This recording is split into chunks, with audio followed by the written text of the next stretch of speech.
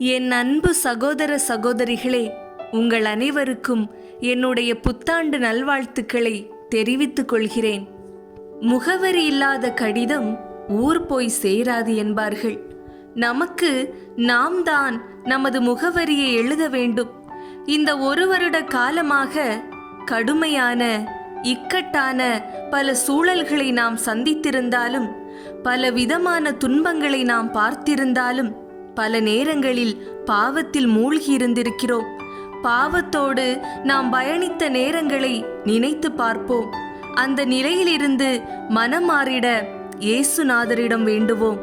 என் அன்பு சகோதரமே, பாவம் செய்த நம்மால் மட்டுமே நாம் செய்த பாவத்தை கண்டுகொள்ள முடியும். கடந்த வருடம் முழுவதும் பல விதமான பாவங்களை நாம் செய்திருக்கலாம். செய்த பாவங்களை நினைத்து பார்ப்போம். பல நேரங்களில் நாம் செய்த பாவங்களை மறந்து விடுகிறோம். பாவங்கள் என்றாலே கடவுளின் திட்டத்திற்கு எதிரானதுதான் பாவம் என எண்ணுகிறோம். கடவுளின் திட்டத்திற்கு எதிரானது மட்டுமல்ல, கடவுளின் திட்டத்தை செய்யாமல் இருப்பதும் பாவம்தான். உதாரணமாக, ஒரு ஏழை ஒருவன் துன்பப்படுகிறான். அவன் துன்பப்படுவதை கண்டும் காணாமல் செல்வதும் பாவம்தான். அவனுக்கு உதவி செய்யாமல் இருப்பதும் பாவம்தான். அவன் துன்பத்தை பற்றி பேசாமல் இருப்பதும் பாவம்தான். இன்று நம்மை சுற்றி நிகழக்கூடிய பல இக்கட்டான சூழ்நிலைகளில் நோய் தொற்றில் பாதிக்கப்பட்டவர்களுக்கு பலர் தன்னார்வத்தோடு மனமுவந்து உதவினார்கள். நாம் செய்த உதவி என்ன? சிந்திப்போம். துன்பப்படுகிறவர்களுக்காக நாம் எங்கேனும் பரிந்து பேசினோமா? நோயிற்றிருந்தேன், என்னை பார்க்க வந்தாயா என்ற இறை வார்த்தைகளின் அடிப்படையில் நோயுற்றவர்களை பார்க்க சென்றோமா? அல்லது நம்மை நாம் பார்த்து கொள்ள வேண்டும் என்பதில் மட்டும் கவனமாக இருந்து அடுத்தவர்களை கண்டுகொள்ளாமல் இருந்தோமா?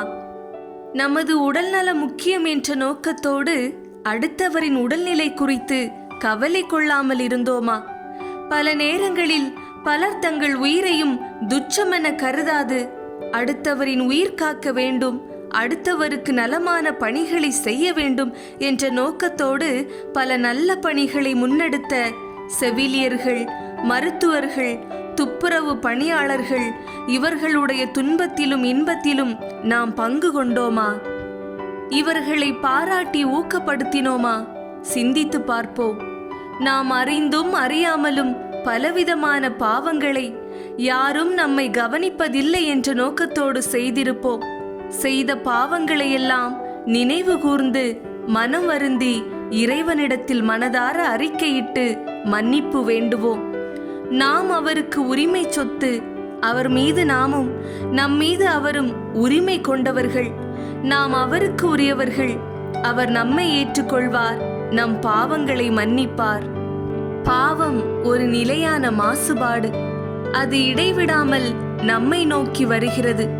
தூசி நிறைந்த இடத்தில் வாழ்வது போல நீங்கள் எவ்வளவுதான் உங்கள் வீட்டை காப்பிட முயற்சித்தாலும், ஜன்னல்களை மூடி தவறாமல் சுத்தம் செய்தாலும், தூசி உங்கள் வீட்டிற்குள் நுழைந்து உங்கள் வீட்டில் உள்ள அனைத்து பொருட்களையும் அடைத்துவிடும்.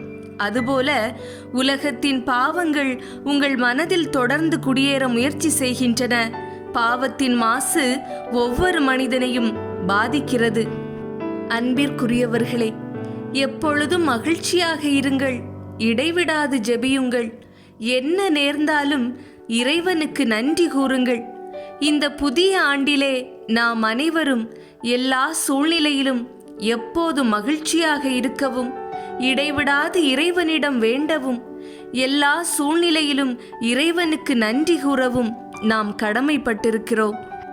பிரியமானவர்களே, கடவுளுடைய வல்லமை மிக்க கரத்தின் கீழ் உங்களை தாழ்த்துங்கள். அப்பொழுது அவர் ஏற்ற காலத்தில் உங்களை உயர்த்துவார். உங்கள் கவலைகளை எல்லாம் அவரிடம் விட்டுவிடுங்கள். ஏனென்றால் அவர் உங்கள் மேல் கவலை கொண்டுள்ளார். அறிவு தெளிவோடு விழிப்பாயிருங்கள். உங்கள் எதிரியாகிய அலகை யாரை விழுங்கலாமென கர்ஜிக்கும் சிங்கம் போல தேடித் திரிகிறது. அசையாத நம்பிக்கை கொண்டவர்களாய் அதனை எதிர்த்து நில்லுங்கள்.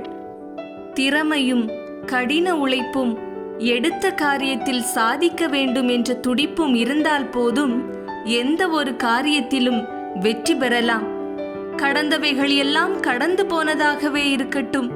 அவை பற்றிய வருத்தங்களும் குற்ற உணர்வுகளும் சுமையாக நமக்கு இருக்க வேண்டாம்.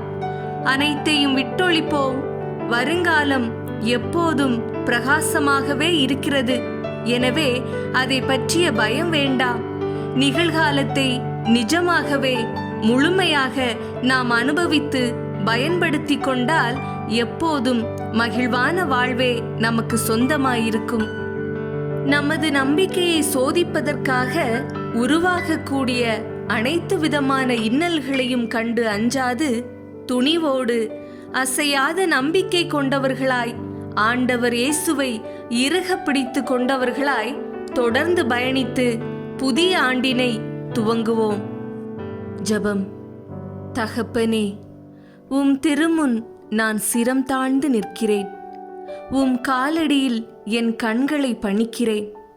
நான் கண்ட முகங்கள், நான் கேட்ட குரல்கள், நான் பேசிய வார்த்தைகள், நான் நடந்த பயணங்கள், நான் செய்த சேவைகள், நான் பகிர்ந்த மகிழ்ச்சிகள், நான் அதிர்ந்த துன்பங்கள் அனைத்தையும் உம் காலடிகளில் படைக்கின்றேன்.